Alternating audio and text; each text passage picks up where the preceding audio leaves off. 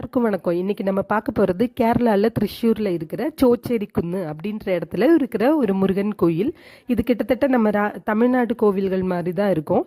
இந்த இந்த கோயிலோட பேர் கேரள பழனி முருகன் கோயில். கேரள பழனி, ஆமாங்க, கேரளக்காரங்களுக்கு இதுதான் பழனி மாதிரி. பழனி அளவுக்கு அதிகமான ஸ்டெப்ஸ் இல்லை, ஆனால் வந்து கொஞ்சம் ஸ்டெப் தான் இருக்குது. இருந்தாலும் மலை குன்று இருக்கும் இடமெல்லாம் குமரன் இருப்பார் அப்படின்னு தமிழ் கடவுள் நமக்காக தமிழில் இருக்குது இல்லையா, அதே மாதிரி தான் இது மலை மேலே தான் முருகன் இருப்பார். சின்ன குழந்தையான முருகன் பார்க்க ரொம்ப மனசுக்கு சந்தோஷமாக இருக்கும். நாங்கள் போயிருந்த சமயத்தில் நல்ல அலங்காரமாக இருந்தது.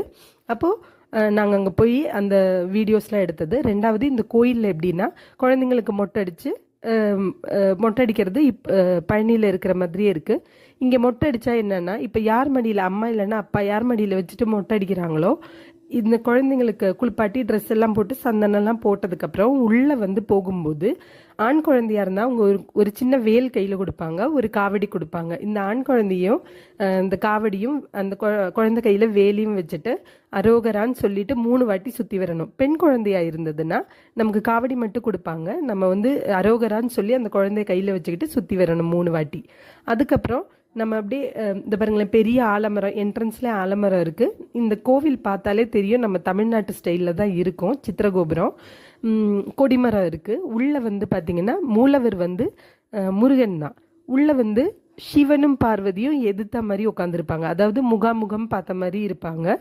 அப்புறம் வந்து ஹனுமானும் ஸ்ரீராமனும் ஒன்றா இருப்பாங்க, அவங்களுக்கு ஒரு சந்நிதி. இதெல்லாம் உள்ளே இருக்கிறது நான் சொல்கிறேன். ரெண்டாவது கணபதி பகவான், அவரை நம்ம கும்பிட்டுட்டு வெளியில் அப்படியே சுற்றி வந்தோம் அப்படின்னா நாகதெய்வங்கள் இருக்காங்க. நாகதெய்வங்களை வணங்கிட்டு நம்ம அப்படியே போனோன்னா ஐயப்ப சாமி இருக்காங்க. இப்படி முக்கியமான தெய்வங்கள் எல்லாருமே இங்கே இருக்கிறாங்க. நாங்கள் போய் சாமி கும்பிட்டப்ப எங்களுக்கு பிரசாதம்லாம் கிடச்சிது. ஆனால் பிரசாதம்லாம் முடிச்சுட்டு நாங்கள் வந்து அன்னதானமும் அங்கே நடக்குது. நாங்கள் அன்னதானமும் போய் சாப்பிட்டுட்டு வந்தோம். நம்ம தமிழ் சொந்தங்க நிறைய பேர் இங்கே கேரளாவில் இருக்காங்க. அவங்க அடிக்கடி இங்கே வர்றது உண்டுன்னு சொல்லி அங்கே நான் விசாரிச்சப்ப தெரிய வந்தது. அப்போது யாராவது கேரளாவுக்கு வரீங்க அப்படின்னா இந்த கோயிலுக்கு போகணும் அப்படின்னு நினச்சிங்கன்னா மனசு நிறைவாக போயிட்டு வாங்க. ரொம்ப சக்தி வாய்ந்த முருகன்.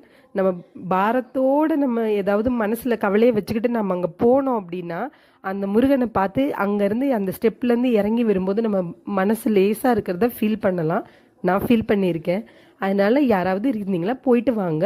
உங்களுக்கும் முருகனோட அனுகிரகம் எல்லாமே கிடைக்கட்டும்.